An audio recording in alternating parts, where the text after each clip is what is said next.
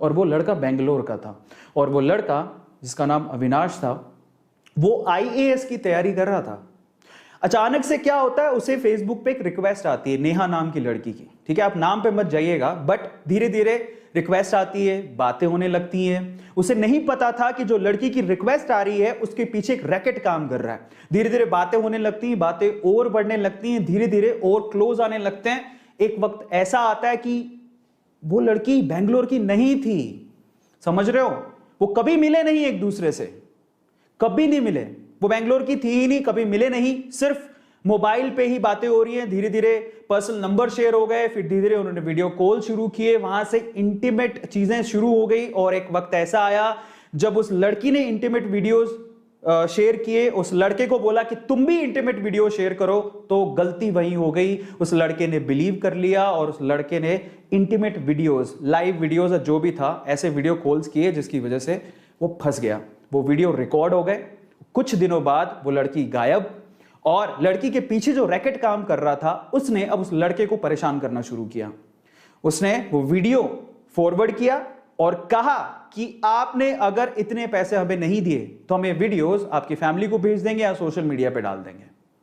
डर के मारे, क्योंकि हम इसके बारे में बात नहीं करना चाहते, ठीक है, इट्स नॉट लाइक खाना खाया है, इट्स अबाउट इंटीमेसी शेयर की है, जो कि इंडिया में एक टैबू है, इसके बारे में लोग बात नहीं करते जनरली, ठीक है। सो जब ऐसा कुछ हुआ तो उसे ऐसा लगा कि यार अगर ये चीज पब्लिकली चली गई तो मेरी इज्जत का क्या होगा, घर पे मुझे लोग कैसे देखेंगे, मैं आईएएस की तैयारी करने आया हूं, ठीक है। एक ऐसा केस हुआ, उसने शुरू में पैसे दिए, उस पैसे, अब देखो जब भी आप पैसा देते हो ना तो उनकी भूख और बढ़ जाती है।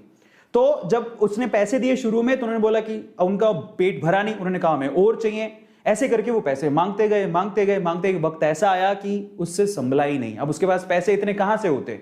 फाइनली उस लड़के ने ये सोचा कि शायद मैं अपनी जिंदगी खत्म कर लूं, तभी ये जो झंझट है वो खत्म होगा, और वो लड़का दुनिया को छोड़ के चला गया। शायद अगर ये सब नहीं होता तो आज वो आईएएस की प्रिपरेशन करके कहीं अच्छा आईएएस बन चुका होता और हमें एक अच्छा आईएएस देखने को मिलता, पर उस लड़के ने सुसाइड कर लिया।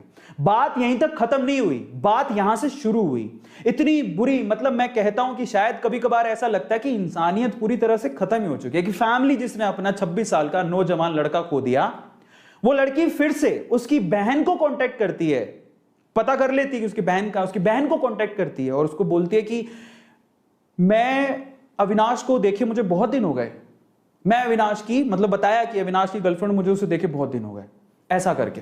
और जब वो ऐसा बात बोलती है तो वो उसकी सिस्टर कहते हैं कि अब ही इज नो मोर, वो अब जिंदा नहीं है। अब देखिए उसके बाद क्या होता है, वही रैकेट वापस से अविनाश की बहन को कॉल करते हैं और उसे कहते हैं कि ऐसा ऐसा है, उसकी वीडियोस हमारे पास है, हमें पैसे चाहिए, नहीं तो वीडियोस हम पब्लिक कर देंगे। अब उसकी बहन थोड़ी समझदार थी, उसने पुलिस को ये केस रेफर किया कि ऐसा ऐसा कुछ हो रहा है मेरे भाई के साथ और मुझे लगता है कि उस एक्सटॉर्शन की वजह से उसकी जान गई है। फाइनली पुलिस ने पूछताछ की, समझ में आया कि वो लड़की एक्चुअली बेंगलोर की थी ही नहीं, वो एक रैकेट चलता था कहीं राजस्थान में दूर, और वहां पे कुछ लोग थे जो उसको बराबर से ब्लैकमेल कर रहे थे और उससे परेशान होकर उसने अपनी जान दे दी। ये पूरा केस था।